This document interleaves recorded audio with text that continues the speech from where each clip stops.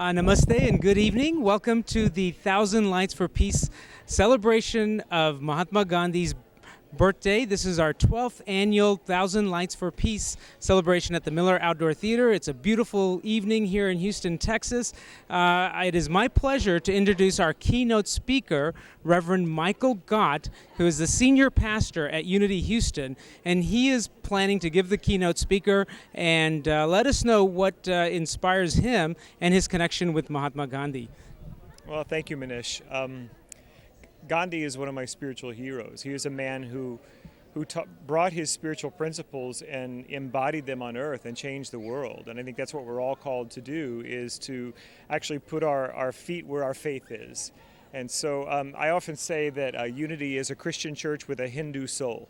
Yes. We are not exclusionary. We understand that there are many paths in one God, and Gandhi is just absolutely the exemplar of what it means to live spiritual principle on earth. Very well said. All right. Well, on behalf of the Mahatma Gandhi Library, I'm Dr. Manish Wani. We're looking forward to a wonderful celebration and evening at the Thousand Lights for Peace. Thank you. Okay, we now have the founder of Mahatma Gandhi Library, who is the heart and soul of the organization and it was a dream of just a few people to put this organization together. And now, 12 years later, he's out here at the Miller Outdoor Theater at the Thousand Lights for Peace. What a wonderful progression that you've had and success you've had with this organization. Thank you for a great introduction. I really appreciate it. Thanks to all the Houstonian and primarily the Indo-American community, which is making this event very successful. And this is, as you mentioned, our 12th year of celebration of Thousand Lights for Peace, and we plan to continue for a long time. And please join us later in 2018 for the sesquicentennial celebrations, which fall on October 2nd, 2019. And of course, Houston is going to be home to Eternal Gandhi Multimedia Museum, so please join us for that as well. Thank you so very much. Thank you, Mr. Atul Kotari.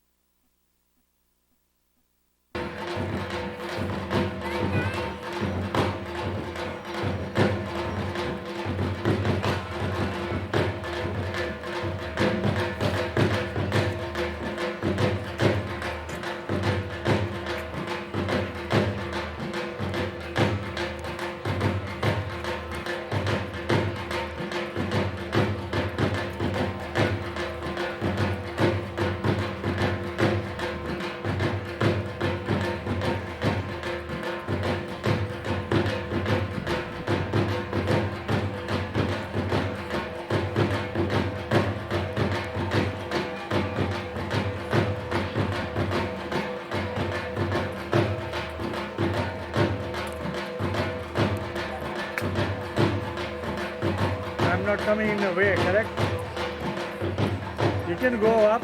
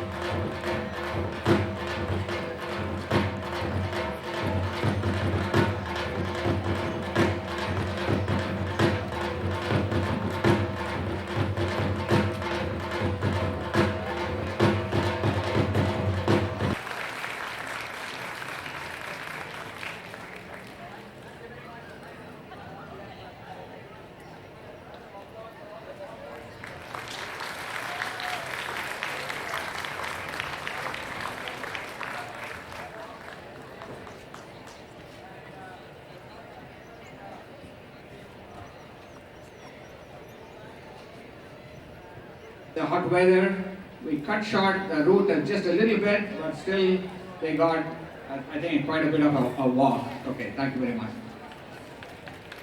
I'd personally like to welcome you to the beautiful Miller Outdoor Theater in Houston's Herman Park. Today we are celebrating Gandhi Jayanti, which is the commemoration of Mahatma Gandhi's birthday. Affectionately known as Mahatma or Bapu, Mohandas Karamchand Gandhi was a leader in the Indian independence movement, as well as an incredibly accomplished individual spiritually, politically, and socially. He was famous for making his own clothes, leading hunger strikes, and advocating for nonviolent protests. Gandhiji's commitment to nonviolence and his belief in simple living have been a beacon of hope for the oppressed and marginalized people throughout the world. Notable figures such as Malala Yousafzai, Desmond Tutu, and even our own Mattress Mac embody the nonviolent and charitable spirit of Gandhiji.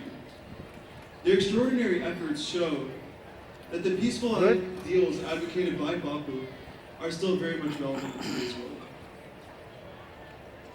Today's Thousand Lights for Peace program is a celebration of our past, present, and future. We honor the past by lighting candles to remember Gandhiji and demonstrate our commitment to peace and unity. We showcase the present by bringing together performers who embody the spirit of Gandhiji. And we envision the future by taking inspiration from the work of our students who have demonstrated their talents in the essay, speech, poster, and debate competitions. We hope you enjoyed today's program, and we want to extend our thanks. Thank you for being the keepers of Gandhi's legacy, and thank you for continuing to practice nonviolence. Namaste.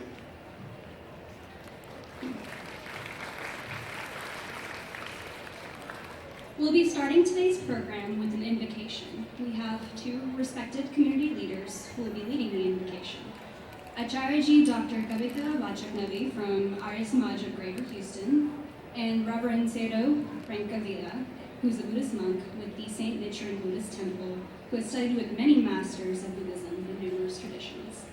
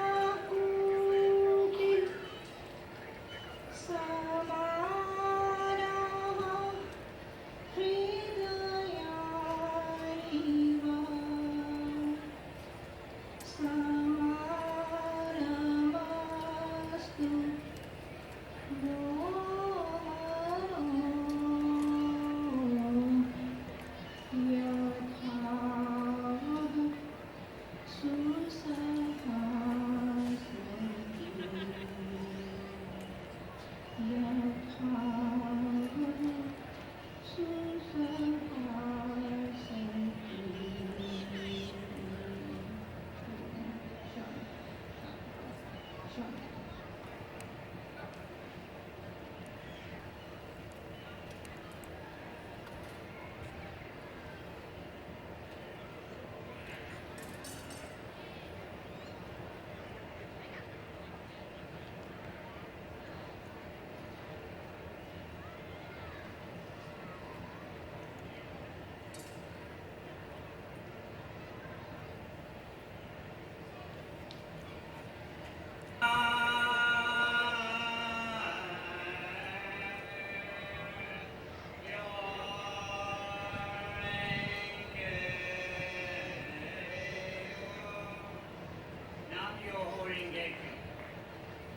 Gandhi, about 1930s, had a friend from Japan, a Japanese monk, and every morning they would chant the Nam Myoho Renge Kyo. You can Google it, and he was very involved in his morning walks, chanting the Nam Myoho Renge Kyo. Nam, devotion; Myoho, mystic law; Renge, cause and effect; and Kyo, sound. So we share with you the chant of the Nam Myoho Renge Kyo that Gandhi enjoyed chanting.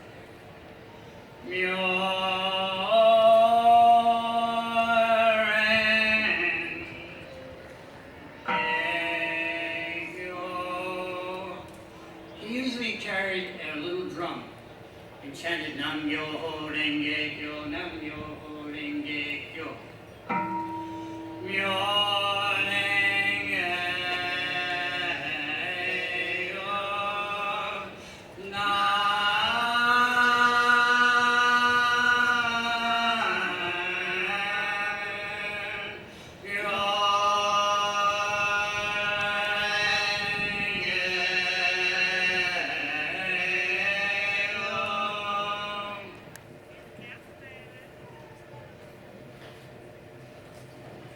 Our first performance of the program comes from Swar Sangam School of Music. Swar Sangam is led by Smriti Srivastav, who's been teaching Hindustani classical music, folk songs, bhajans, and harmonium to students of all ages for over 25 years. Swar Sangam aims to educate students about Indian culture and languages, help students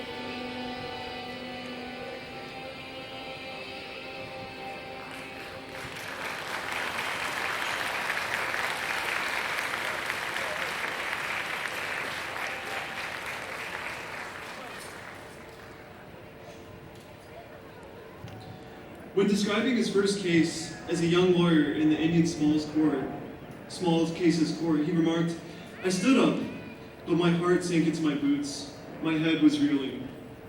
He actually ran out of the courtroom that day, and in fact did not go to court again until he went back to South Africa. Over time, Gandhiji became a strong public speaker, no doubt, and he inspired many to go join his independence movement. But it's nice to know that he too had to start somewhere. The youth speakers that you're about to see today are following in the tradition of Gandhiji by bravely standing up on stage and delivering their speeches. On Saturday, September 23rd, the Mahatma Gandhi Library held their 12th annual speech contest. And it was held at the Ismaili Jamaat Khana and Center in Sugarland. The speech contest was coordinated by one of our own volunteers, Dr. Rakesh Agarwal. The children 10 and under discussed the topic, "Love never claims, it ever gives." Now, words can't describe the experience of attending the speech contest. Fortunately, that won't be necessary, because today we have the speaker herself. Please help me welcome a 4th grader from Austin Parkway Elementary, Kushi Kavedia. With my sibling and friends. Whenever we have an argument, our parents tell us that we are disturbing the peace and that we should give in each other's needs. How can giving love solve the problem and bring peace? What if my sister damages my things or continues asking for more? I think the whole world probably thinks like me, and that's why we are having so many problems across the globe. Hello. My name is Kushi. Today, I will be talking about how love never claims, it ever gives. Can loving, giving, and not claiming solve problems around the world just like it solved my problem? There are so many people who are needy, sick, fighting, or at war. When I think of people who are suffering, I remember Mother Teresa. She spread unconditional love and sacrifice to help others. Just like her, if we can practice helping and caring for those in need, we can make this world a better place to live. Recently, Hurricane Harvey made a huge impact on Houston and my thinking. Many families lost their homes, and I could feel their pain. Like my family, many volunteers came together to help those people by donating money, providing food and shelter, cleaning and repairing houses, and in many other ways. This enormous outpouring of selfless love, help, and support for fellow citizens has left a good feeling inside my heart. This experience taught me to be more compassionate and giving to my loved ones and others around me. As Gandhiji said, love never claims, it ever gives. Love ever suffers, never resents, never revenges itself. When there is love, there is life. Hatred leads to destruction. So yes, love can solve our city's problems. Yes, love can help our world. Some time ago, I wrote this poem. Love shall live on, and hatred shall be burnt. If we keep love, a new air will be born, and all those bad deeds shall be torn. Be the change you want to see. Let's live with love and humanity. We will expand our good deeds tree by living with peace and unity. Thank you.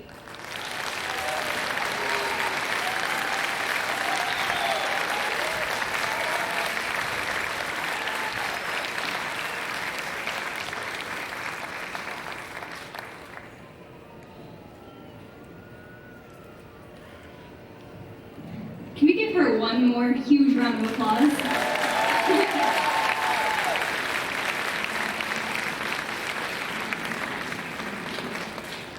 Before we go on to the next act, I do want to highlight one event we are having at the end of this evening.